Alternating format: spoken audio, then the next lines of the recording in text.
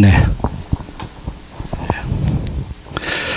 네, 오후까지 고생과 수고가 많으십니다. 네, 또 저도 이렇게 부려 잡수시느라고 오후까지. 네, 옆에 있는 분들에게 고생과 수고가 많으십니다. 인사하지 마시죠.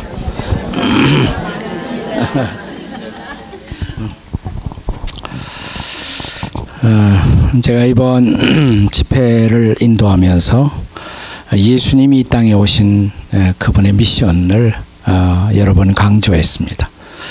그분의 미션을 말하는 대표적인 성경 구절이 있다면 그것이 누가복음 19장 10절의 말씀인데, 인자가 온 것은 인자, Son of Man. 예수님은 본래 하나님의 아들이시죠. 근데 하나님의 아들이 사람의 아들 인자가 되어 이 땅에 오신 목적을 설명하는 이 중요한 구절에 인자가 온 것은 잃어버린 자를 찾아 뭐예요? 구원하려 하십니다. 그랬습니다. 구원하려 하십니다. 그래서 인자가 온 것은, 이것은 예수님이 이 땅에 오신 미션을 설명하는 매우 중요한 대목입니다. 그런데 인자가 온 것은, 이 표현이 한 번 더 등장합니다. 마가복음 10장 45절인데, 인자가 온 것은 섬김을 받으려 하지 않고 도리어 섬기려 하고 자기 목숨을 많은 사람들의 대속물로 주려 함이니라. 예수님이 오신 가장 중요한 목적은 구원이지만 또 하나 그분이 오신 목적은 섬기려고 오셨다라고 말씀을 했어요. 섬기려고 오셨다. 저는 예수 믿고 구원받은 사람들이 구원받은 다음에 평생에 할 일이 뭐냐, 한마디로 말하면 섬기는 일이라고 생각합니다. 섬기는 일. 그러니까 우리가 아직도 살아있는 이유, 존재하는 이유, 또 우리 교회가 존재하는 이유도 다 섬기려고, 섬기기 위해서 존재하는 것입니다. 근데 문제는 어떻게 섬길 것인가라는 것이 중요한 질문이죠. 어떻게 잘 섬기는 것일까? 우리가 섬김의 행동, 섬김의 액션, 그 액션도 중요해요. 그러나 저는 섬김의 행동보다 더 중요한 것이 있다면 섬김의 의식이라고 생각합니다. 의식. 왜냐하면 우리의 의식이 우리의 행동을 결정합니다. 예컨대 우리가 교회 생활할 때도 나는 이곳을 그냥 한번 지나간다. 지나가는 사람이다. 구경꾼 의식. 그런 의식을 갖고 있으면 구경꾼처럼 행동하죠. 그런데 나는 이 교회의 중요한 지체다. 중요한 가족이다. 그러면 그 지체의식, 가족의식을 갖고 있는 사람은 가족처럼 행동해요. 근데 구경꾼 의식을 가진 사람은 구경꾼처럼 행동할 수밖에 없습니다. 의식이 중요해요. 어떤 의식을 갖고 내가 섬길 것이냐. 이 재직들은 특별히 일반 교우들 가운데서도 더 잘 섬기라고 하나님이 주신 직분인데, 우리가 어떻게 섬길 것이냐, 어떤 의식을 가지고 섬길 것이냐, 어떤 의식을 갖고. 오늘 우리가 함께 읽은 텍스트는, 본문은 마태복음 20장 흔히 포도원 품꾼의 비유라고 일컬어지는 이야기입니다. 포도원 품꾼의 비유. 여기 보면 이른 아침부터 일찍 와서 일한 일꾼들이 컴플레인을 하기 시작해요. 불평을 하는 것을 볼 수가 있습니다. 왜냐하면 나중에 와서 일한, 몇 시간 일하지 않은 사람들을 주인이, 포도원 주인이 똑같이 대접한다는 사실 때문에 원망하고 불평하는 것입니다. 저는 우리가 섬기는 사람들에게 일어날 수 있는 최대의 비극이 뭐냐, 섬기면서 불평하고 섬기면서 원망하는 것입니다. 근데 왜 그럴까? 그걸 오늘 본문의 이야기를 통해서 우리가 그 대답을 얻고자 하는 것입니다. 자, 이 불평한 사람들은 세 가지 관계와 더불어 연관되어 있어요. 첫째는 포도원 주인과의 관계. 포도원 주인과의 관계에 있어서 그들을 지배하던 잘못된 의식이 있었어요. 그 다음에는 포도원에서 함께 일하는 동료들과의 관계. 그들과의 관계에 있어서 그들을 지배했던 잘못된 의식이 있었어요. 세 번째는 자기 자신을 향한 잘못된 의식이 있었어요. 우리가 세 가지 이 관계라는 관점에서 우리가 포도원의 품꾼으로 일꾼으로 부름을 받고도 기쁘게 일하지 못하고 원망하고 불평하는 이유를 우리가 같이 생각해 보려고 하는 것입니다. 첫 번째, 주인과의 관계, 포도원 주인과의 관계에서 그들을 지배하고 있었던 잘못된 의식의 정체가 뭐냐? 한마디로 말하면 그게 흥정의식이에요. 흥정의식. 흥정의식이 있는 한 우리는 해피하게 섬길 수가 없어요. 그럼 어떻게 이 흥정의식을 극복할 수가 있느냐?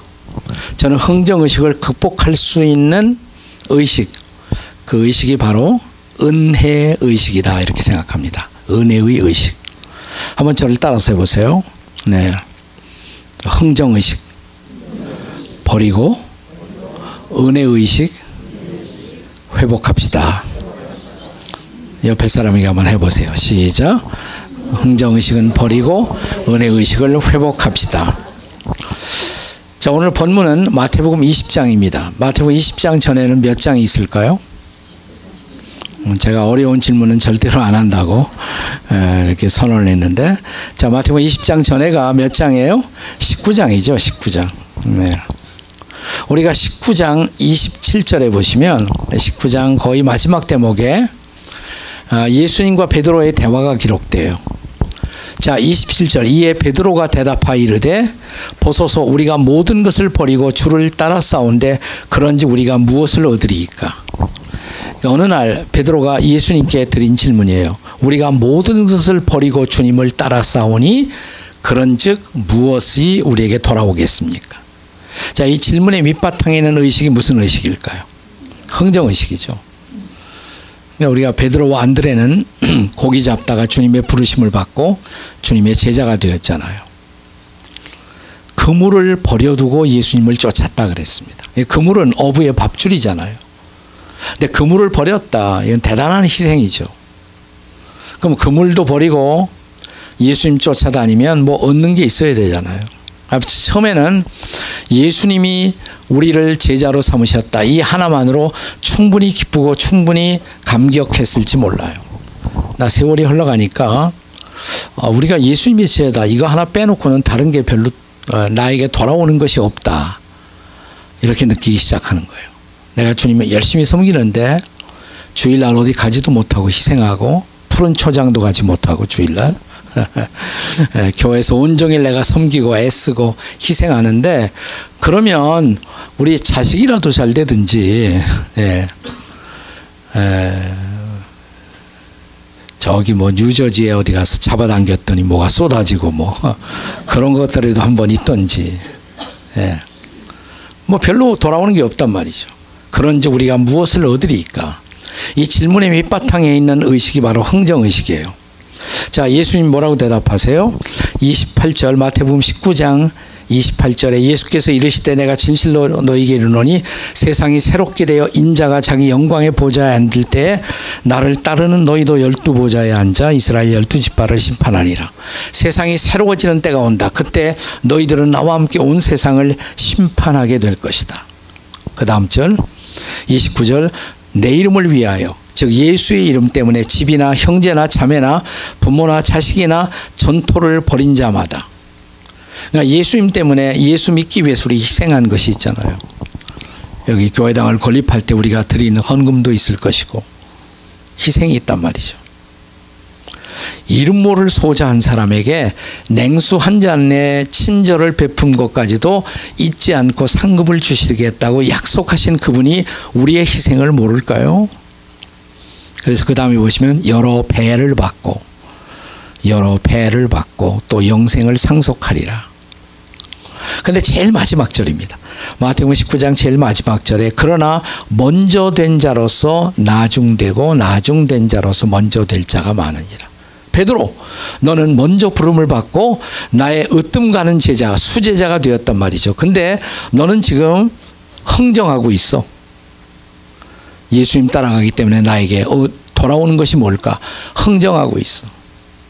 그래서 먼저 부름을 받고도 나중될 위기에 처해 있느니라. 자, 이만큼 얘기했으면 베드로가 알아들어야죠. 충분히 알아들어요. 저는 베드로가 충분히 알아들었다면 마태복음이 19장에서 끝날 수도 있었다고 생각해요. 근데 베드로가 알아듣지 못한 거예요.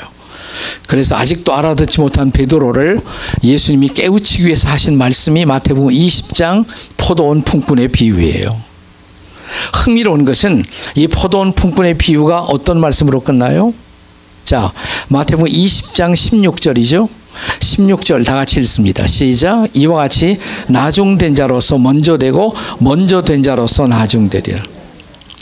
꼭 같이 끝나잖아요. 그죠? 19장 마지막하고.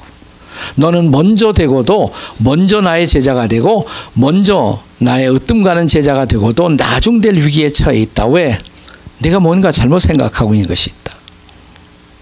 그래서 말씀하신 게 포도원 품꾼의 비유다. 그럼 뭘 잘못 생각했을까요? 자, 여기 보시면 포도원 품꾼의 비유에 자, 어떤 포도원 주인이 포도원에서 일할 일꾼이 필요해서 일꾼을 모집하는 장면이에요.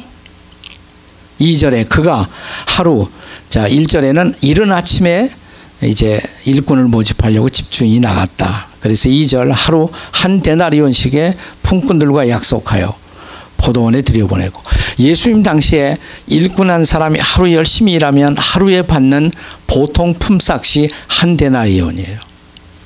요즘 미국에서 우리가 8시간 하루 일하면 그냥 보통 노동하시는 분들이 나가서 일하면 하루에 8시간쯤 일하면 얼마 받습니까? 저는 이제 미국 떠나서 제가 잘 요즘 돌아가는 상황을 몰라갖고 몇 불이나 받아요? 네? 90불? 네, 어이구, 옛날보다 많이 올라갔네요. 네. 하여튼, 자, 8시간 80불이라고 가정을 해 보십시다. 8시간 80불. 자, 그렇게 이제 일하기로 약속하고 포도원에 간 거예요. 근데 여기 3절에 보시면 제3시에 나가보니, 여기 시각은 이스라엘 시각인데 이스라엘 시각을 미국이나 한국 이런 시각으로 바꾸기 위해서는 간단해요. 어떻게 하면 되냐면, 자, 더하기 6을 하면 돼요. 그러니까 이스라엘 3시면 우리 시각으로 몇 시입니까?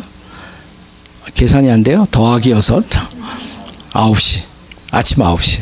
아침 9시에 장터에서 일꾼을 또 모집했어요. 근데 주인이 이상한 게 뭐냐면, 자, 아침 9시면 하루가 많이 남아있으니까 그때 일꾼을 모집하는 것은 당연해요. 자, 그런데 자, 5절에 보시면 제6시와 제9시에 또 나가 그와 같이 하고. 자, 6시면 몇 시입니까? 정신 바짝 차리셔야 돼요. 지금 고등수학의 경지로 점점 접어들고 있어요. 6시면 몇 시예요? 12시. 그때 일꾼을 모집한 거예요. 12시면 반나절 지나갔는데 일꾼 반나절밖에 쓰지 못할 텐데 그때 가서 일꾼을 모집한 거예요. 더 이상한 건 9시. 자, 이스라엘 9시면 우리 시간 몇 시? 제가 점점 고등수학으로 접어든다고 그랬죠. 오후 3시. 근데 더더욱 이해가 안 가는 것은 6절에 보면 11시. 이제 미분적분이에요. 11시. 자, 11시면 몇 시입니까? 오후 5시. 아니, 오후 5시면 농장 클로즈 할 시간인데 문 닫을 시간이 어쩌자고 그때 가서 일꾼을 모집하느냐 말이에요. 보니까 오후 5시인데 아직도 나를 써주는 사람이 없나 왔다 갔다 하는 사람이 있단 말이죠. 아직도 일감을 못 잡으셨나요? 네. 오늘 아침에 내가 그냥 우리 농장에 와서 일하시면 내가 80불 최소한 더 쳐서 드리겠다고 말씀했는데 그때 오시지 않고 어쩌나 시간이 많이 지나가는데, 괜찮아요. 우리 농장 가까워요. 그러니까 부지런히 가셔서 지금 조금 있으면 문 닫지만 문 닫을 때까지라도 일하면 제가 알아서 해드리리이다. 그래서 갔어요. 불과 1시간도 일하지 못했어요. 자, 이제 농장 주인이 농장을 클로즈하면서 일꾼들을 쭉 세워놓고 일당을 지급합니다. 오후 5시에 와서 1시간도 일하지 못한 사람에게 얼마 줬어요? 80불. 오후 3시부터 일한 사람에게 80불. 12시부터 일한 사람에게 80불. 9시부터 일한 사람에게 80불. 꼭두 새벽부터 일한 사람에게 80불. 그러자 아침부터 일한 사람들이 뭐라고 그랬을까요? 영어로. It's not fair. 네. 그건 정당하지 못하다. 그러다 이 포도원 주인이 아니 아까 우리 농장에 와서 하루 8시간 일하면 시간당 10불씩 뭐 한 80불 최소한도 드리겠다고 약속하지 않았나요? 약속이야 했죠. 제가 약속을 이행하지 않았나요? 그건 이행은 하셨죠. 그러면 불과 오후 3시, 5시에 와서 한두 시간밖에 일하지 않았지만 저 사람도 빈손 들고 집에 가면 처자식 볼 면목 없는 저 사람들에게 내가 불쌍히 여겨서 여러분과 똑같이 80불을 드릴 권한이 저에게는 없단 말입니까? 알 것 같기도 하고 모를 것 같기도 하고. 네. 근데 여기 주인이 왜 일꾼을 불렀는가 그걸 아셔야 돼요. 주인이 정말 일꾼을 부려먹을 생각만으로 일꾼을 모집했다면 오후 3시에 5시에 와서 일꾼 모집할 이유가 없는 거죠. 그죠? 이건 배려예요. 그 어려운 시대에 사람들에게 뭐라도 쥐어주려고, 그래서 집에 가서 떳떳하게 하려고 일꾼들을 배려한 것이에요. 이것을 뭐라고 말하냐면 은혜라고 말하는 거예요. Grace, 은혜. 은혜를 정의하자면 은혜는 받을 자격이 없는 사람들에게 베풀어지는 사랑, undeserved favor. 그게 grace라는 뜻이에요. 은혜. deserve 하지 않은, 자격이 없는 사람들에게 베풀어지는 사랑, 그게 바로 은혜예요. 자, 우리가 하나님께 받은 가장 큰 은혜는 뭡니까? 구원이죠. 에베소 2장 8절에 너희가 그 은혜를 인하여 믿음으로 말미암아 뭘 받았어요? 구원을 받았어요. 은혜로 구원을 받았어요. 이것은 너희에게서 난 것이 아니고 하나님의 선물이라. 자, 우리는 다 구원을 뭐로 받았어요? 은혜로 받았어요.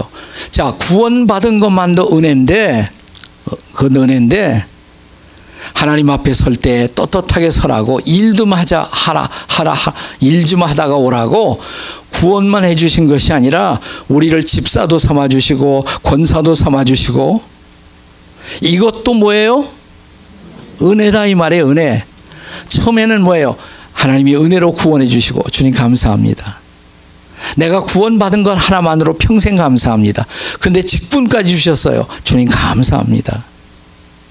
근데 조금 세월이 지나다 보니까 집사 됐다고 권사 됐다고 생기는 것도 없고, 별로 자식들이 잘 되는 것도 아니고, 안 믿는 사람보다 훨씬 더 사업이 비즈니스가 잘 되는 것도 아니고, 그러자 어느 날 우리 모두는 본전 생각이 나기 시작한 겁니다.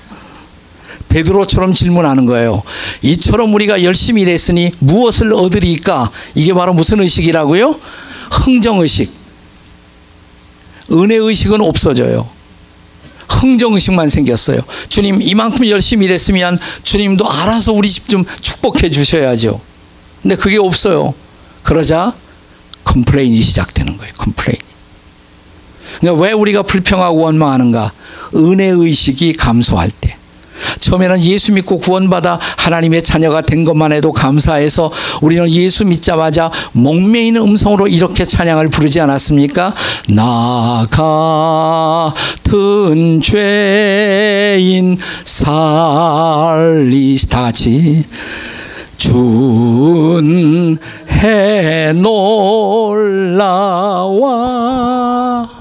잃었던 생명 찾았고 광명을 얻었네. 이 찬송가의 제목이 뭐예요?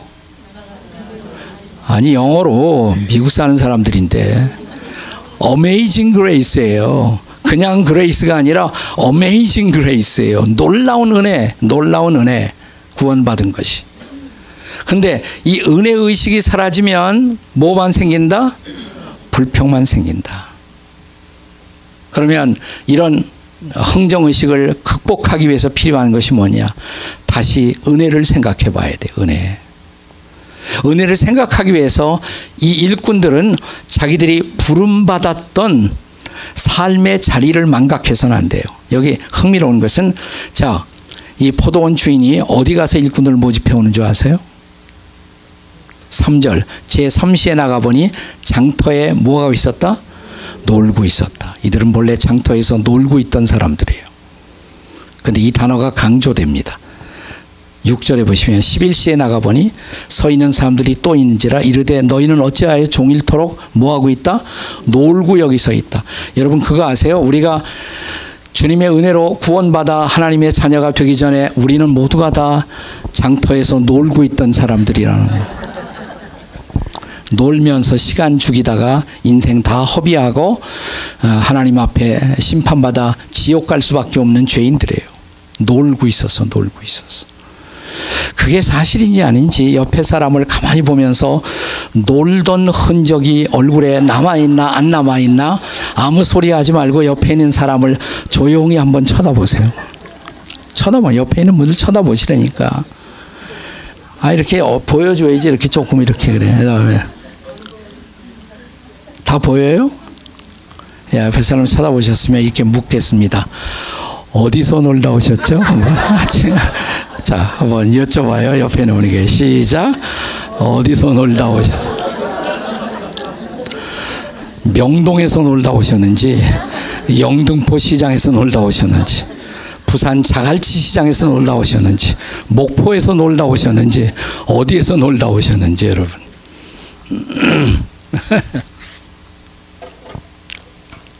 자, 우리가 왜 불평하고 원망하는가? 은혜를 망각하기 때문에. 은혜.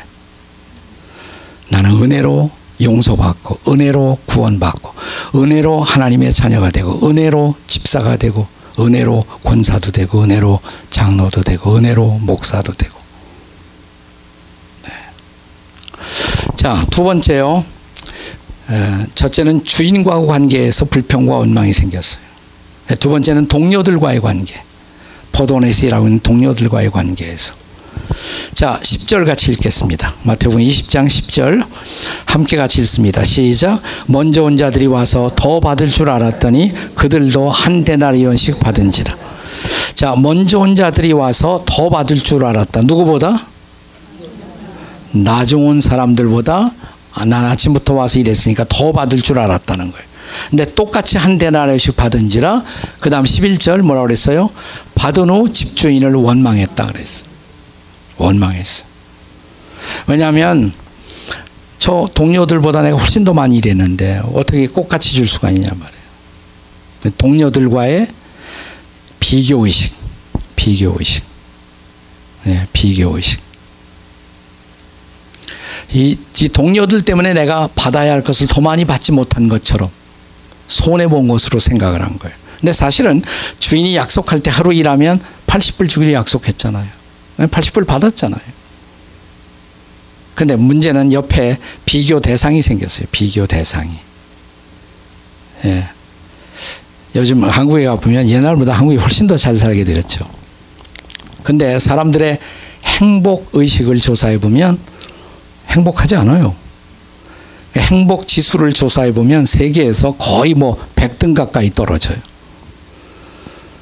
세계에서 제일 행복한 사람들이 어디냐면 밤낮 방글라데시 그런 사람들이에요. 방에서 굴러다니시는 분들이에요. 그분들이 행복한 이유는 비교를 하지 않아요. 비교하지 않아. 근데 우리는 한국 사람들이, 그러니까 제가 이런 생각이 드는데, 제가 어렸을 때 제일 부러웠던 친구가 누구냐면 그 집에 전화기가 한 대 있어. 그 집에 전화기가 한 대 있어. 나는 그 집에 가서 전화기를 만져보고 그랬어요. 언제 우리 집에는 전화기가 생기나. 근데 지금 한국에 가면 한국 사람들이 전화가 얼만큼 많을까요? 애들도 하나씩 다 갖고 다녀. 애들도. 근데 해피하지 않단 말이죠. 해피하지 않은 이유, 저 사람이 가진 전화기가 내 거보다 더 좋아. 새 것으로 벌써 갈았대. 나보다 더 잘 사는 인간이 존재하는 한 나는 행복하지 않은 거예요. 상대적인 빈곤의식. 그것 때문에 우리가 행복하지 못하는 것이죠. 그러니까 이 나와 동료들과의 관계에서 지배하고 있는 잘못된 의식, 비교의식 혹은 경쟁의식이에요. 비교의식 혹은 경쟁의식. 자, 우리가 정말 행복한 섬김을 갖기 위해서는 이걸 극복해야 돼요. 비교의식을, 경쟁의식을. 그리고 이런 의식을 무엇으로 바꿔야 할까? 우리는 경쟁자가 아니라는 거. 우리는 동력자라는 거. 한번 따라서 하세요.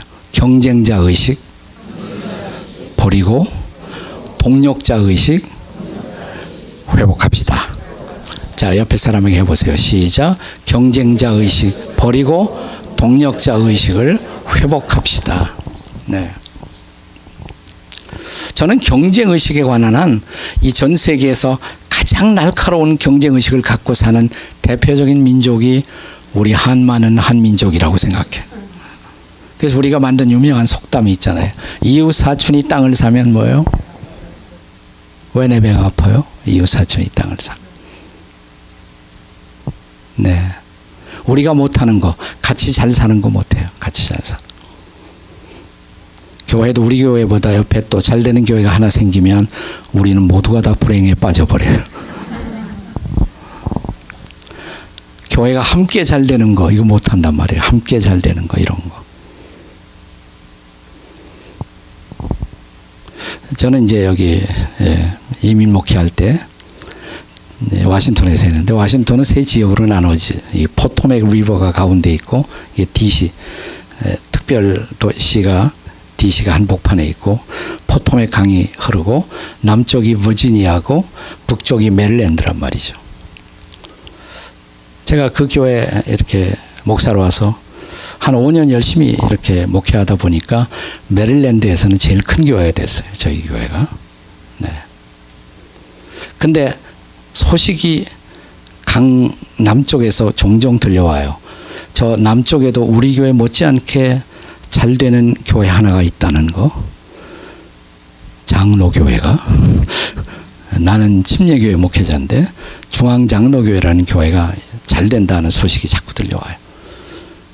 그것까지는 괜찮은데 어느 날 무슨 소식이 들려오냐면 중앙장로교회가 잘 돼갖고 교회 건축을 한대요. 근데 그날부터 제 배가 아프기 시작했습니다. 배가 아픈 나를 보고 한심해졌어요. 기도를 했어요. 하나님, 이웃교회가 잘 된다는데 왜 내 배가 아프죠? 내 인격이 그만큼 받게 되지 않나요? 하나님 어떻게 하면 좋아요? 내가 이웃교회를 함께 축복하면서 목회 기분 좋게 잘하는 방법 없어요? 새벽에 기도하는데 하나님이 아이디어를 주세요. 깜짝 놀랐어요. 뭐요? 하나님이 주신 아이디어 같아. 그럼 그 교회 건축한다 그러니까 건축 헌금 좀 해라.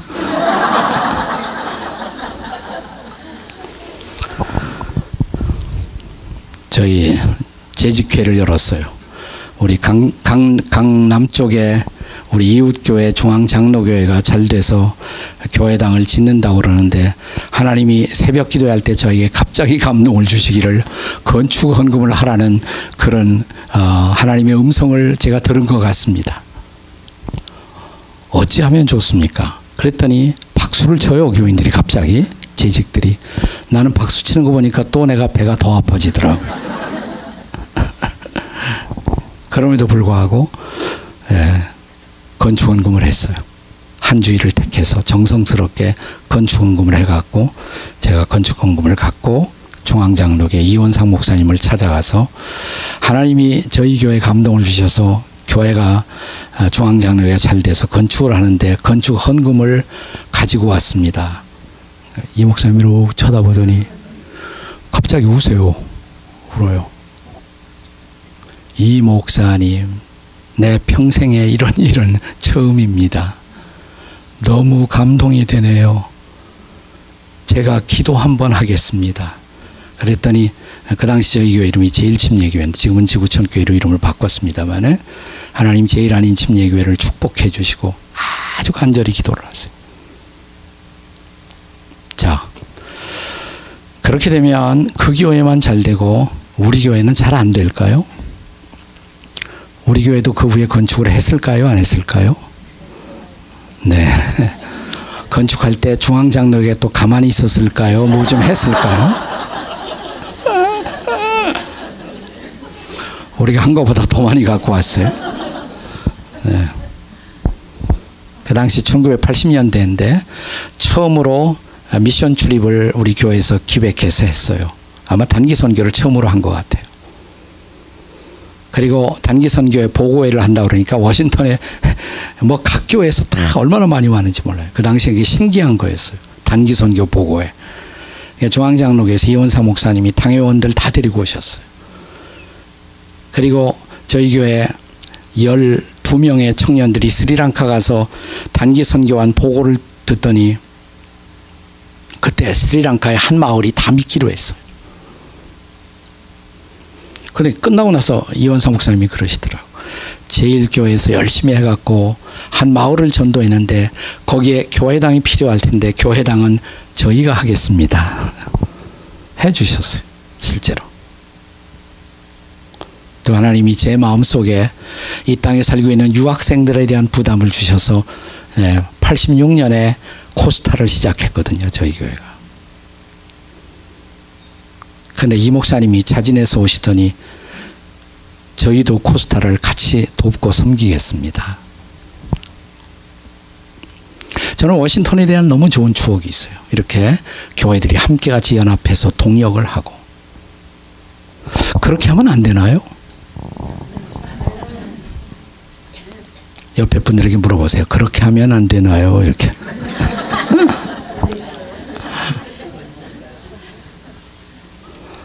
이원사 목사님이 돌아가셨는데 돌아가시기 2달 전에 한국에 나오셔서 저를 찾아오셨어요. 제가 가평에 필그림 하우스 철로역정 공원을 만들고 거기서 리더들을 트레이닝하는데 오셔갖고 이 목사님 왠지 자꾸 보고 싶어서 왔다고. 이 목사님 사역 은퇴 후에 어떻게 하는지 궁금해서 왔다고. 보시더니 너무너무 좋아하시는 거예요. 또 진짜 좋아요.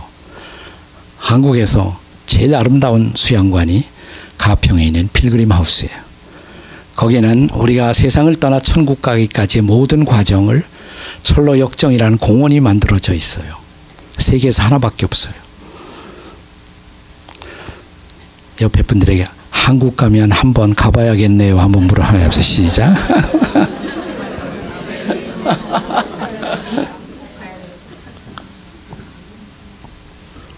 매일 300명씩 와. 전국에서요. 네. 그래서 이 목사님 잘 은퇴하셔서 이렇게 한국교회를 섬기는 모습 보니까 아름답다고 제 손을 잡더니 거의 한 1시간을 기도를 하시더라고요. 나는 혼났어요. 기도가 너무 길어가지고. 미국 가자마자 쓰러지셨다고, 아프시다고, 병원에 입원했다고.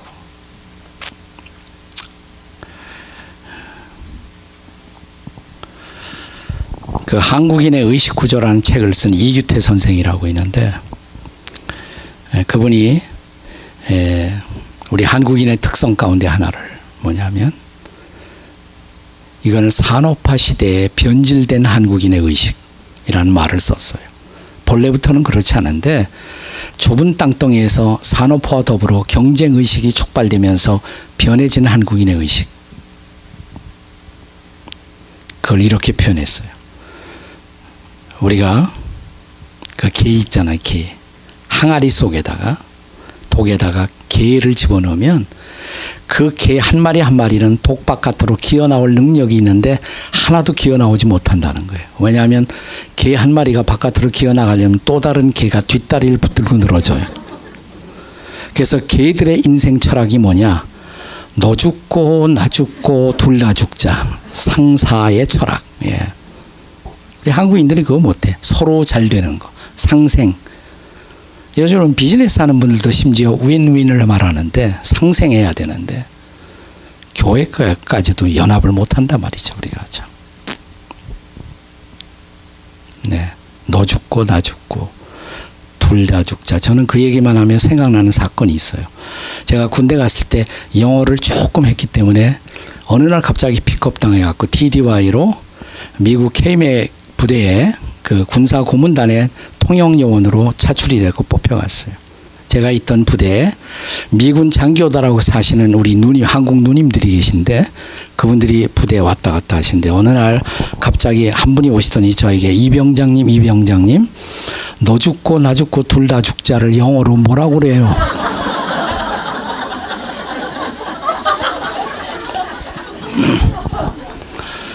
우리가 영어 공부해 봐서 알지만 어려운 영어가 쉬워요. 어려운 영어는 다 외워버리면 돼. 근데 애들 영어가 제일 어려워. 애들 영어. 우리가 여기서부터 태어나 자라나지 않았으니까. 그렇잖아요. 아이들 영어가 제일 어려워. 아이들 영어가. 예. 그래서 제가 글쎄요 뭐라고 그럴까요? 더듬거리면서 글쎄요 You should die. I should die. We all die together. 이래야 되나? 내가? 그랬더니 모르면 관둬요. 그러더니 나가더니 자기 그 미군 장교가 오니까 멱살을 잡더니 그러더라고. You die, me die, 가부시키 die. 오케이?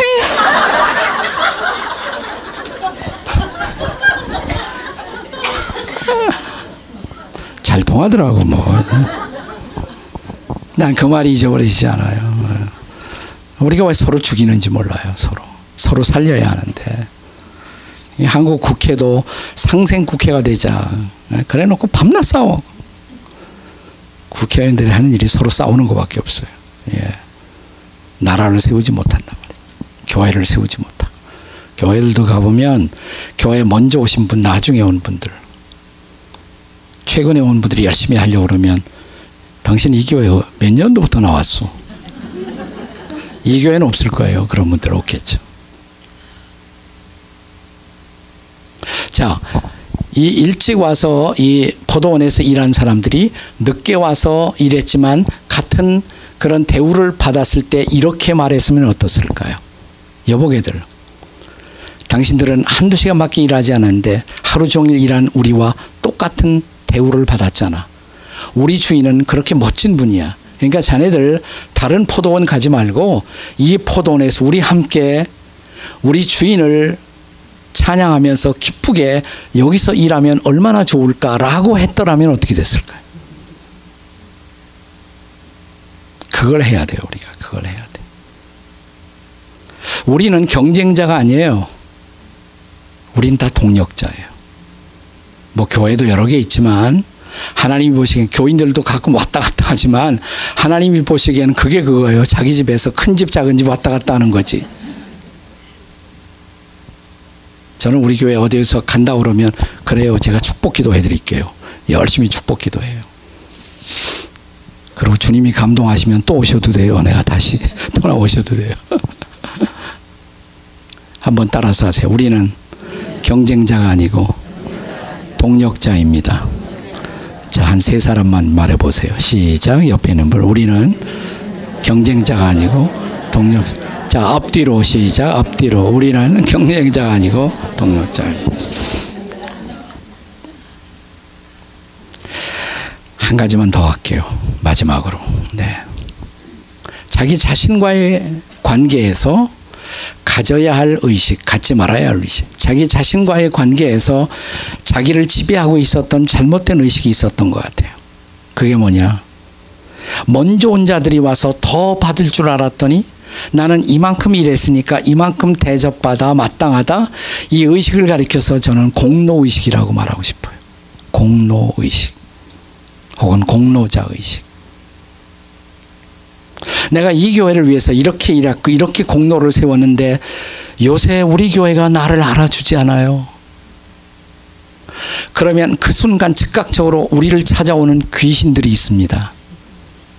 섭섭 귀신이에요. 목사님 섭섭해요. 교회가 섭섭해요. 나는 평생 교회 생활하면서 섭섭 귀신이 나를 찾아온 적이 한 번도 없다. 한번 손 들어보세요. 그러면 다 한 번 방문하셨네.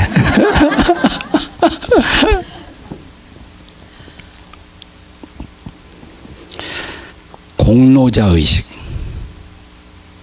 우리가 처음 교회 생활을 옛날에 할 때 그때만 해도 대표 기도를 하신 분들이 마지막에 이렇게 기도하는 분들이 많았어요. 근데 언젠가부터 없어졌어. 저는 옛날 그 기도가 그리울 때가 종종 있어요. 마지막 기도를 마무리하면서 공로 없는 이죄인 예수님의 이름 받들어 기도하옵나이다. 혹은 예수님의 공로 받들어 기도하옵나이다. 옛날에 그 기도 많았어요. 혹시 생각나는 분이 있어요? 예수님의 공로 받들어 기도하옵나이다. 근데 언젠가부터 없어졌어. 물론 예수님의 이름으로 기도합니다. 더 좋을지 몰라요. 근데 예수님의 공로도 틀린 거 아니에요. 내 이름은 하나님 앞에서 통하지 않아요. 그래서 예수님의 이름 혹은 예수님의 십자가 공로, 그 공로 의지하여 기도하옵나이다. 전혀 틀린 기도가 아니거든요.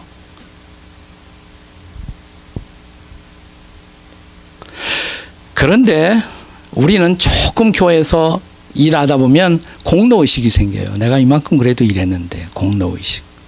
공로의식이 생기면 섭섭해지고 나를 알아주지 않고 인정하지 않는 교회에 대한 불평이 생기고, 그럼 우리의 섬김이 유쾌하지 못하단 말이죠. 그때 가져야 할 의식이 뭐냐? 빚진 자 의식이에요. 빚진 자 의식. 한번 따라서 하세요. 공로자 의식 버리고 빚진 자 의식 회복합시다. 자, 옆에 있는 사람 두 사람씩 시작. 공로자 의식 버리고 빚진 자 의식을 회복합시다. 공로자 의식 대신에 무슨 의식? 빚진 자. 바울이 그랬잖아요. 로마서 1장에서 나는 빚진 자라. 나는 빚진 자. 뭐에 빚졌어요?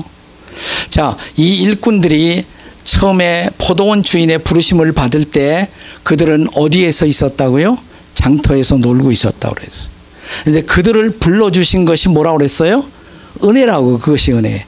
우리는 그 은혜의 빚진 자예요. 그 은혜의 빚진 자. 그리고 그것은 갚을 수 없는 은혜예요. 십자가의 은혜, 십자가의 공로, 갚을 수 없어요. 우리는 그 은혜에 빚지고 사는 것이에요. 근데 우리가 교회를 위해서 조금 봉사했지만, 조금 일했지만 그거 별거 아니에요. 별거 아니에요. 예수님이 그래서 종의 도리를 가르치면서 너희는 명령받은 것을 다 행한 후에 이렇게 말하라. 주인님, 저희는 마땅히 해야 할 것을 했을 따름입니다. 이렇게 말하라. 공치사하지 말아라 이 말이죠. 괜히 큰일한 것처럼 말하지 말아라.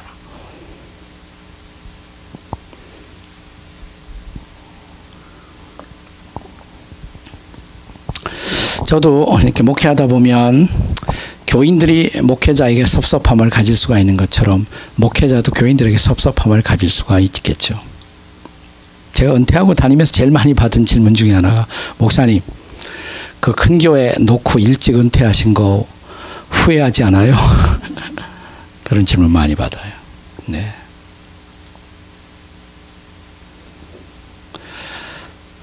제가 65세에 좀 조기 은퇴를 했는데, 그 은퇴한 뜻은 아무것도 안 하기 위해서가 아니라 조금 일찍 은퇴해야 자유롭게 내가 한국 교회를 더 잘 숨길 수가 있겠다. 그리고 언젠가는 은퇴해야 될 텐데 꼭 70까지 붙들고 있어야 할 이유가 없다. 이렇게 생각을 했습니다. 그래서 사실은 제가 은퇴한 10년 전에 미리 선언을 했어요. 근데 제가 은퇴 65세가 거의 가까웠을 때 우리 평신도 대표들이 저를 찾아왔어요. 목사님, 정말 65세 은퇴하세요? 아, 정말이죠. 제가 선포도 하지 않았습니까? 그러니까, 아니, 목사님, 그때 하신 거 그거 기억하는 사람 별로 없어요. 그래. 여러분들이 기억하니까 지금 온 거 아니냐고. 그러니까 또 한 분이, 목사님, 우리 교회는 목사님 설교 없으면 큰일 나는 교회예요. 목사님 계속 70까지 설교하세요. 제가 그랬어요. 물론 70까지 더 할 수가 있겠죠. 나 5년 더 계속 설교하는 것하고 내가 여러분과 약속을 지키는 거, 나는 그것이 더 좋은 설교라고 생각을 한다고. 제가 약속 지킬 수 있도록 도와주세요. 그리고 제가 아무것도 안 하는 것이 아니고 한국 교회를 섬기는 일을 할 테니까 그걸 여러분들이 도와주시고 기도해 주시면 되죠.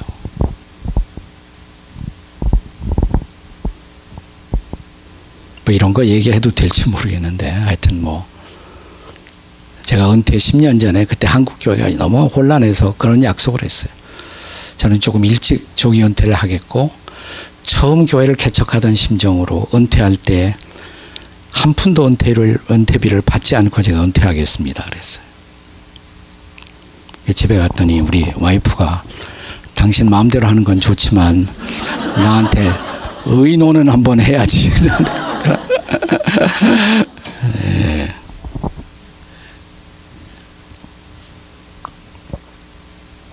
아니 난 당신이 나보다 믿음이 더 좋은 줄 알았는데 제 아내가 시집 올 때 자기가 우리 집이 많이 났으니까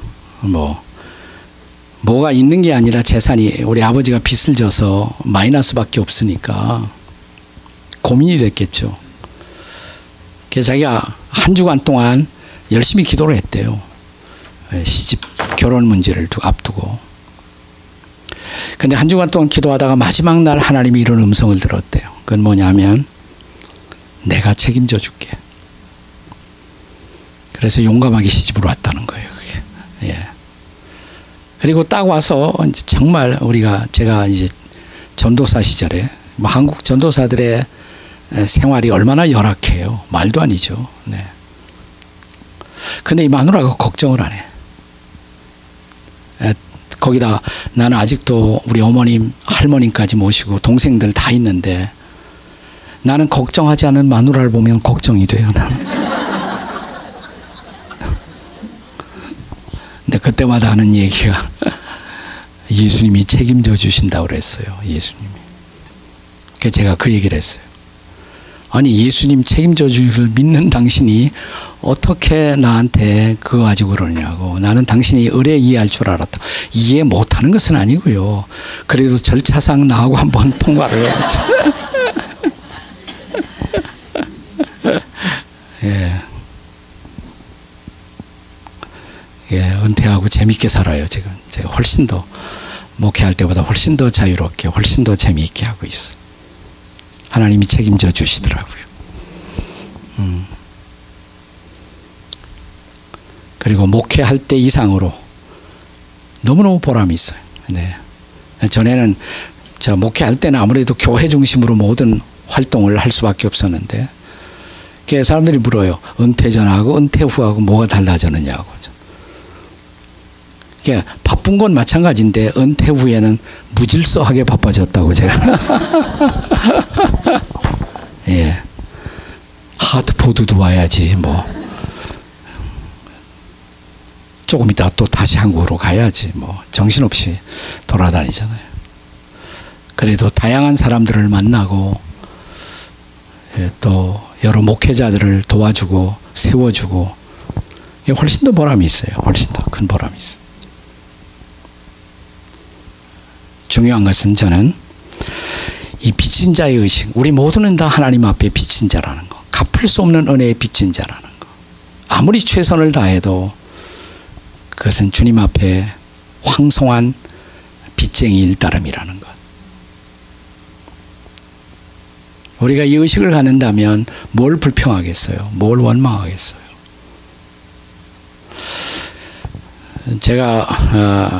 저도 이제 인간이라 혹시 사람들이 나를 알아주지 않나, 나를 내세우고 싶은 또 인정받고 싶은 욕구가 저라고 왜 없겠어요?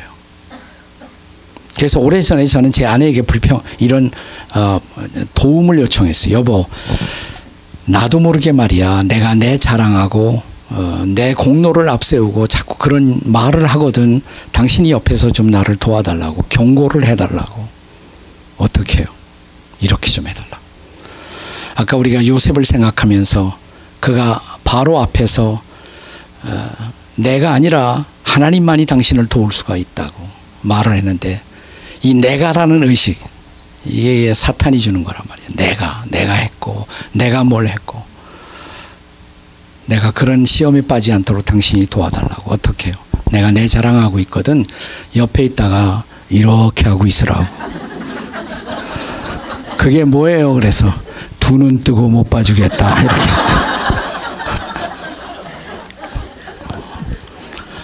근데 하루는 와서 그래요. 여보, 내가 계속 신호를 줘도 당신이 그걸 모르고 있더라. 그래서 그러면 더 세게 해줘. 더 세게 어떻게 해요? 이렇게 해줘. 이게 뭔데요? 지랄하고 자빠졌네.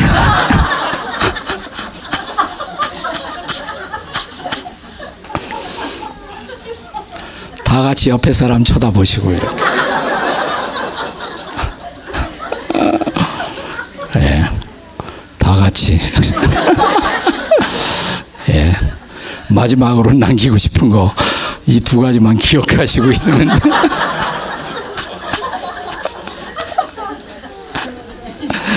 예. 제가 나를 높이고 싶은 그런 충동이 느껴질 때마다 제가 한 가지 사건을 늘 기억해요. 그건 제 도사 시절의 이야기. 도사는 전도사의 준말입니다. 이상하게 생각하지 마시고. 네. 제가 전도사 때 제가 모시고 있던 목사님이 미국에 오셔서 미국에서 전화를 했어요.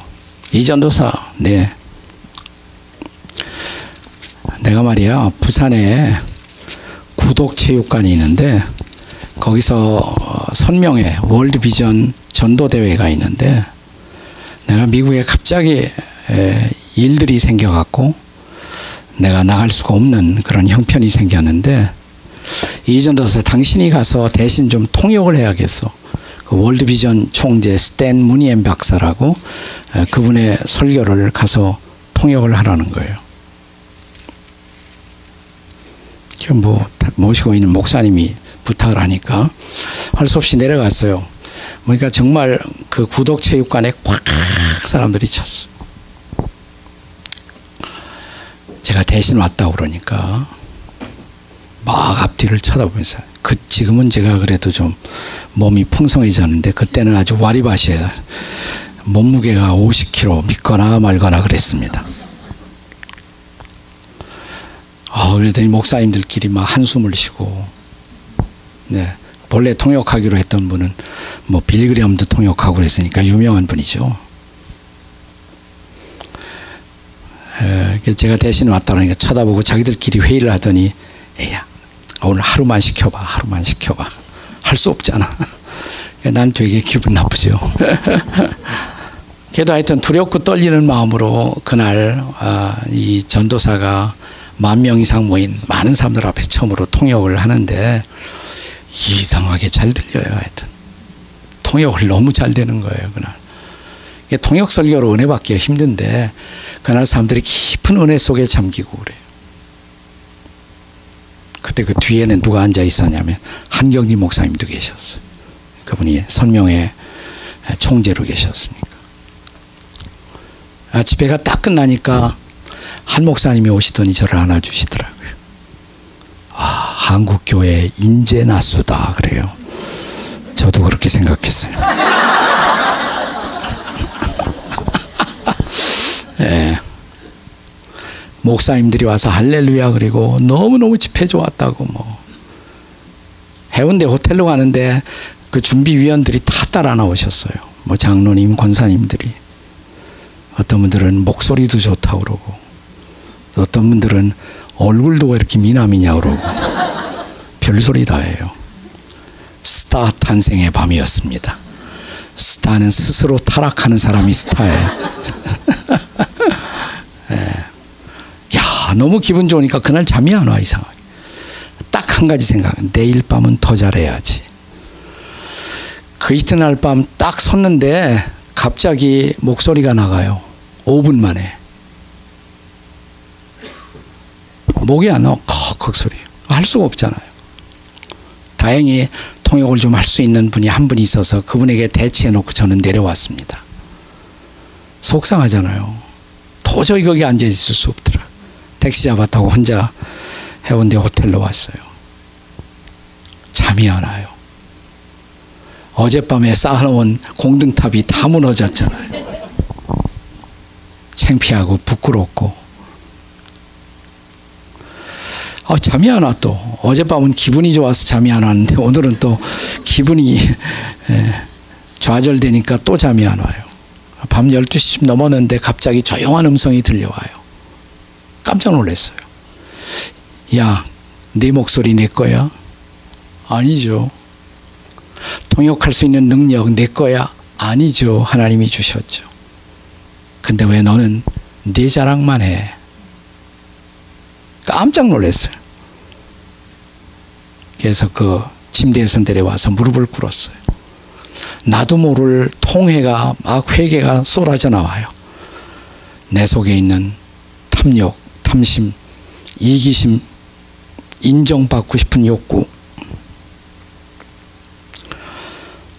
정신없이 막 통회의 기도가 흘러나오는데 몇 시간을 기도했는지 모르겠어요. 아침이 밝아오더라고요. 이렇게 아침이 밝아. 그래서 기도하다가 잠시 말씀을 좀 읽고 싶었어요. 그래서 옆에 있는 성경을 열었어요.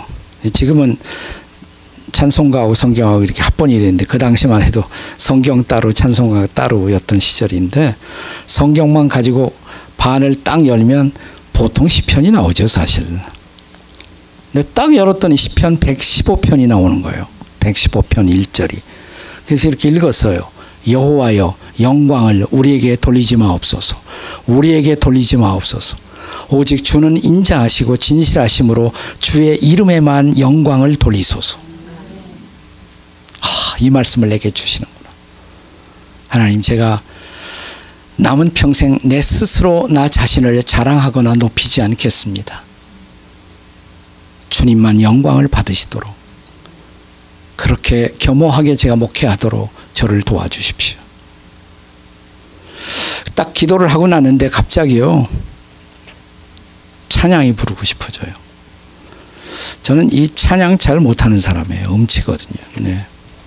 근데 뭐 옆에 아무도 없고 방 안에 혼자 있고 그러니까 막 찬양이 부르고 싶은데 막 아침이 동토오르고 커튼 사이로 빛이 들어오기 시작하는데 앉아서 부르다가 일어나서 찬양을 불렀어요. 푸른 바다 나선이 몸 어디든지 가오리다. 3절에 보니까 존귀 영광 모든 권세 주님 홀로 받으소서. 멸시천대 십자가는 제가 지고 가오리다. 이름 없이 빛도 없이 감사하며 섬기리다. 주님, 내 이름 나지 않아도 괜찮아요. 내 빛은 나타나지 않아도 상관없어요. 주님의 이름만 높임을 받고 영광을 받으신다면 이름 없이 빛도 없이 감사하며 섬기리다. 저는 지금도 제 자신을 높이고 싶은 그런 충동이 생길 때마다 이 찬양을 부르면서 해운대 그 호텔방 무릎기로 기도하던 그 장소 그 자리로 돌아갑니다. 빚진 자의 의식, 공로의식이 아닌 빚진 자의 의식으로 남은 인생 갚을 수 없는 은혜에 다만 감사하고 다만 감격하면서 그분을 따라가는 것, 저는 그것이 일꾼의 자리라고 주님으로부터 가르침을 받았습니다. 이 레슨이, 이 교훈이 사랑하는 여러분들에게도, 이 귀한 교회 성도들에게도 함께 하시기를 주의 이름으로 축복합니다. 같이 기도하시겠습니다.